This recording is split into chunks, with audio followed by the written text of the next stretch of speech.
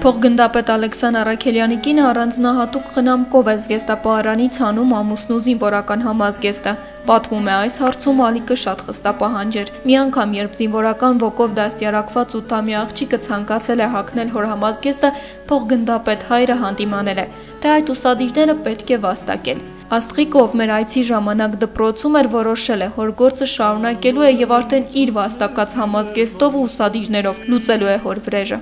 Գալիս է նկարն է պատճում, շորերներ են օրը պատճում, որ հանեցի, կոստյումը պատճում է, ասում է, պապա ում թողեցիր գնացիր, որտեվ իր համար իր համազգեստը սրբություն էր։ Ինքը որ տուն էր գալիս, ասում էր, որ տուն եմ գալիս, ես հանգստանում եմ, լիարժեք իրանց որ տեսնում եմ, լիարժեք հանգստանում եմ։ Հայրենիքի մասին շարադրություն տվեցին, ասեցի, Ալիկ, ասեցի, քո թեման է, ասի դու պիտի գրես։ Իրար հետ նստեցին, գրեցին ու ասում ասում ես հիմի ոնց մոռանամ այդ շարադրությունը։ Ասում եմ հիմի որ էլի տենց շարադրությունը լինի, ով պիտի գրի իմ հետ։ 2-ամյա Հովանեսի դեպքում ամեն ինչ այլ է։ Ժամանակի ընթացքում միայն Հովանեսը կհասկանա, որ դիրքեր մեկնած հերոս հայրն այս անգամ չի վերադառնա։ Նա այնտեղ անմահացել է, պաշտպանելով իր զինվորին, իր հողը, իր հայրենիքը։ Զանգեցին, ասեցին դիվերսիա է, շուտ արի։ Հելավարակ հագնվեց, այդ օրը միշտ Վիլիսը վարորդը տանում էր իրենց հայատը, ասենք վարորդներ գալիս էլ իր հետևից, այդ օրը անգամ չէր թողել Վիլիսը տանը շենքի մոտ էր կանգնացրել։ Ասեցի, բայց ես զանգում վարորդին, ասեց չէ ժամանակ չկա, մեր րոպեն թանկ է։ Ինքը ինչ պատկերացնում էր, ինչ իրավիճակ է, թե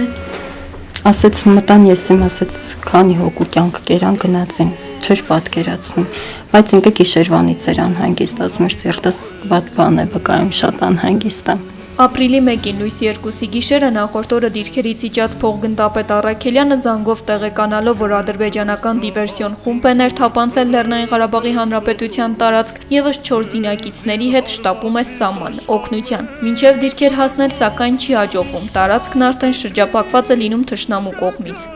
Դասակի հրամանատարից մինչև գումարդակի հրամանատար ինքը հասել է։ Բոլորը իր աստիճաններով, իր երած արարքներով։ Խրախուսանքները,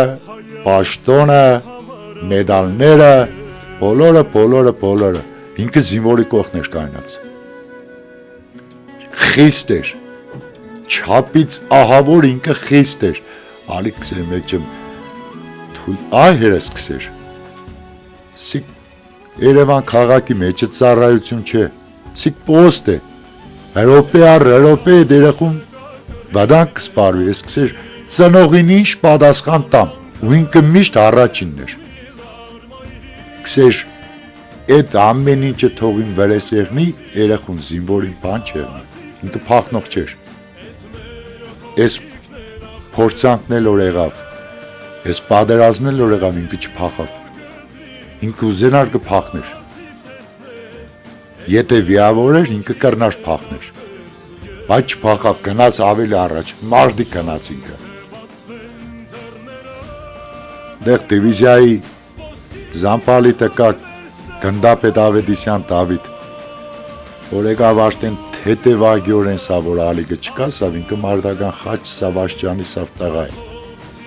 սավ Գևորգ ջան, ինքը մարդական խաչը կստանա, ինքը հերոսաբար զովավ,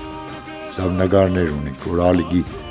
դիագի դեմս ամենակ թուրքերի լեշերն է թավլած։ Միայնակ է կրվել, հետի 4-ը մեկից են մահացել, ինքը միայնակ է կրվել։ Ինքը տեսել որ զինվորները փախած կուկան տեպի իրան։ Եկել են երեխեքը հարցրել են պարոն փոխգնդապետ ոնց ես։ Խոսացել եմ անձամ զինվորի հետ։ Ինքը վիավոր ձեռքով արունախաղ ասել է ես գերազանց եմ, դուք փախեք, հետ գնացեք, ու ինքը մտել է մարտի։ Իրա դևիզը մեկն է եղել, կամ մահ կամ ազատություն։ Ինքը գնաց մայի։ Ինքը գնաց զոհվելով հանուն ինչ որ մեր հայ ազգը պետք է լավ եղնին։ Ու բոլորն էլ հաբարդեղնին այս զոհվածների համար որ իրանք արուն թափեցին։ Մեր այս խաղաղության համար։ Կան դեղ թերություններ, շատ կա։ Թող զարթնին քնից։ Թող զարթնին։ Մեղք են մյուսները։ Զգացել է ինքը։ որեսի դիվերսիա չէ, սի մսաղացի տագաննել է, քան իշկան կրնամ մարդու կյանք փրկեմ։ Ինքը փախնելու ենտագա չէր։ Չնայած անսահման հպարտությանը, ցավն անհամեմատ մեծ է։ Հայրը մի ցանկություն ունի, ինչպես սրբազանն էր ասել, թող սա լինի քաղաք մտնող վերջին նահատակը, եւ թող ոչ մի ընտանիք այս ցավը չզգա։ Գնդապետ Առաքելյանի աճունի մոտ եկել ու խոնարհվել են այն զինվորների ծնողները, որոնց կյանքը փոխգնդապետը սեփական կյանքի գնով է փրկել։ Ալեքսանդր Առաքելյանի հուղարկավորությանը սակայն ներկա չէին Հայաստանի եւ Լեռնային Ղարաբաղի Հանրապետության բարձրաստիճան պաշտոնյաները։ Գայնած պոպանկի խոսքսերն ինձ հեշ բան է պետք չէր։ Էդ է վիավորականը։ Բերել են մեդալ են տվել, ով է մեդալը հանձնել։ Ով է մեդալը հանձնել, ես մեդալով է հանձնել։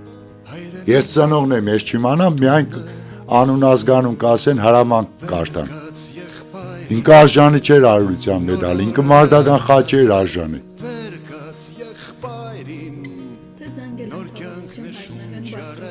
Ոչ ոք, ինձ անգարողներ չեր է։ Վազգեն Սարգսյանի ռազմական ինստիտուտը ավարտելուց հետո 10 տարի ծառայել է Ղարաբաղում, իսկ երբ ծառայության է անցել Վարդենիսում, չի հարմարվել դիրքերը թողնելու մտքի հետ եւ անձամբ է դիմել նախարարին ասելով. «Իմ տեղը մարտական դաշտերն են», ու դեպքից 15 օր առաջ վերադարձել է Ջեբրայիլ։ Ալիկը 10 տարի գիտեր, այդ փամփուշտի հոդը ու այդ հողի հոդը։ Գնաց, որ թեթևագի գահարցնեի, կսե հա ապջան, ինչ կա, կսեր գևոր լավ հոտ չեմ առնիստից։ Են մեր առաջվա պոստերը չեն, առաջվա պոստերը ասելով տարու կեսվա կդրված կքանոր ինքը ակադեմիային սորվե,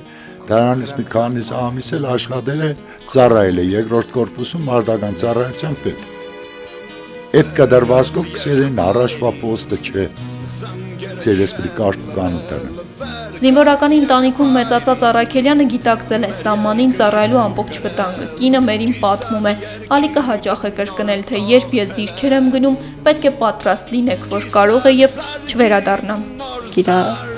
վարորդն է գրում,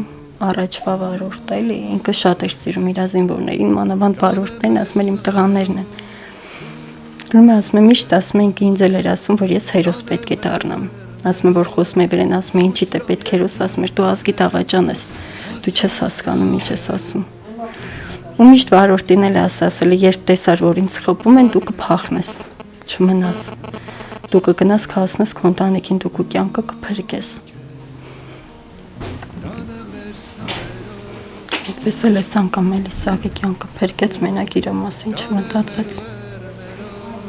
Երկու երեխաների մայրը Ջեբրայելի իրենց ծառայողական բնակարանը թողնելուց հետո այժմ ապրում է ամուսնու հայրական տանը, ամուսնու ծնողների, եղբոր ընտանիքի եւ տարեց տատու պապի հետ։ Ալեքսանդր Առաքելյանը դիմել էր Պաշտպանության նախարարություն Գյումրիում բնակարան ստանալու ակնկալիքով։ Ընտանիքի անդամները հույս ունեն, որ վերջին դեպքերից հետո գործընթացը կարագանա։ Բացի այդ, ընտանիքի համար եկամտի միակ աղբյուրը եղել է փոխգնդապետի աշխատավարձը, որով նա օգնել է նաև առողջական խնդիրներ ունեցող ծնողներին։ Հիմա կինը մերին չի պատկերացնում ինչպես է միայնակ մեծացնելու երկու անչափահաս երեխաներին։ Ոչ չեմ պատկերացնում։ Ինքը շատ էր խոսում, մեռնելուց շատ էր, չգիտեմ, սա խրատներ էր տալիս, բայց էլի չեմ պատկերացնում ոչ մի բան։ Այս օրերին աշխարհի տարբեր ծայրերից շատ են եղել զանգերն ու ցավակցությունները, նաև մարդիկ, ովքեր օգնելու պատրաստակամություն են հայտնել։ ՎՏԲ Հայաստան բանկում ընտանիքը հաշվեհամար է բացել օգնությունն ավելի հասցեական կազմակերպելու համար։ Իդեպ օգնել ցանկացողների շարքում շատ են փոխգնդապետի նախկին զինվորները, որոնց նա ժամանակին վերաբերվել է որպես հարազատ որդիների։ Ամանորները միշտ զինվորների հետ է տոնել։ Երևի 10 տարի արդեն կլինի, որ ամուսնացած ենք։ Ինքը մեր հետ երևի թե մի 3-4 տարի է, որ մեր հետ ամանոր է արել։ Միշտ զինվորների հետ եղել ու ամեն ձևի, անգամ որ գնացի ես Ղարաբաղ, ծանոթներից մեկ մոտեցավ, ասում է մենակ տենայր ինձ սեղաներ փռել զինվորների համար։ Նախորոք ցուցակը գրում էր արդեն ինչ է պետք։ Սաղը առնում էր ու սաղին հավասար։ Չեք նեղանում, թե հասկանում եք, որ դա իր տեսակն է ինքը։ Չեմ նեղացել։ Ինքը ասում էր, ես ասում էր մի հատ տղա չունեմ, այսինքն դեռ մինչև տղայիս ծնվելն է, ասում էր դու չմտածես, որ ես տղա չունեմ, ես 300 հատ տղա ունեմ, իրանք սաղ իմ տղեկս են։ Որդի ունենալուց հետո էլ սակայն սերը զինվորների հանդեպ չպակասեց, եւ նա միշտ կմնա Ջեբրայելի փոխգնդապետ Առաքելյան, ում իր զինվորները հարգել ու սիրել են հոր ու եղբոր պես։ Սերը, որ նա չհասցրեց տալ իր որդուն, ստացել են նրա զինվորները։ Գրվում ենք այսպես, խփում ենք թուրքին ախպերս ու ես։